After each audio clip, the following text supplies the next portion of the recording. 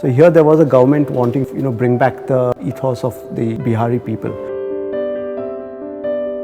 It was primarily to invoke a self-pride within the people, and that was the main vision that the Chief Minister laid out.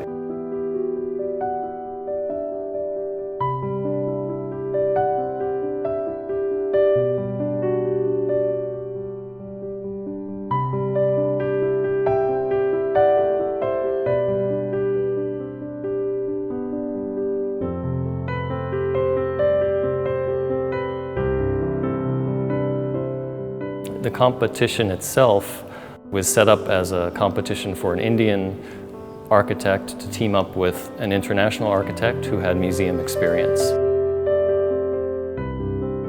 We were given a very complicated program as part of the competition, and the site was quite generous. The surroundings of the site are not particularly large scale. There's also a lot of small independent buildings. So when we considered those conditions together, Mr. Maki thought that the best approach would be, rather than making a singular massive building, would be to divide the building into discrete parts so that each part could respond specifically to its needs, to its program, create a sense of serenity, and create a series of spaces in the building that made it feel like an oasis from the chaos that was surrounding it. And the strategy for doing that, it goes back again to dividing the building into parts and layers within the building of building space and open space and building space and open space. And that's where the whole strategy of the building courtyard came into play.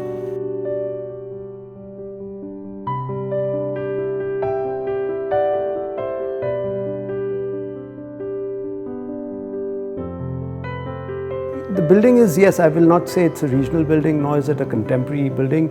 I don't think it's a new vocabulary in that sense, but it's using the Indian ethos of a space where it's modulated through light, through colonnades, and through a sequence of spaces from sunlight to darkness.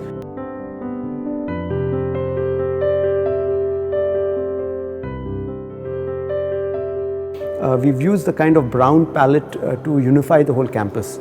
So there is granite at the base, and then there's corten, and that corten repeats at several locations, all through the length of Bailey Road. The sequence of spaces was very clearly established in the program. And there's an introductory gallery called the pre-show gallery. The exhibition spaces were dictated to be complete black box. There's a secondary pathway called the cloisters, which offers a sense of relief. We thought it was important to have other ways to walk through the building which connect you to the outside, which connect you to natural light. So it's a dual system of circulation that we've set up, one which goes through the galleries internally, and another which is the cloisters, which connects around the building separate from that. As an overall design strategy, I think the project was very successful at achieving not only the government's goals, but the goals that we shared as architects. In the design, Mr. Maki was very conscious of not wanting to make the building too overwhelming, seem too large in the context. So by sloping the building back from the street, that was sort of the mechanism by which we tried to control the overall scale of the building and the feeling of the building within the site.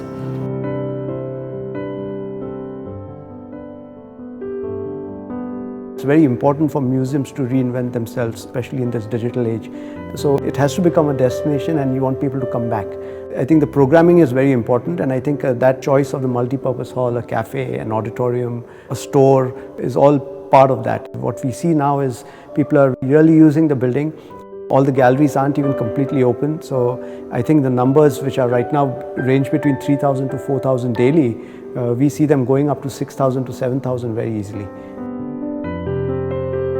It must be appreciated not only by client users but also by general public.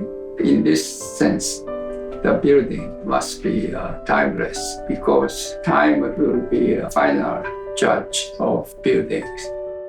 You know, depending on the time of day you're here, it's changing in the different seasons. It's changing depending on what's going on in the courtyard. I think that creates desire to come back here again and again. And I think that that's an important aspect in museums moving forward and trying to maintain their relevance.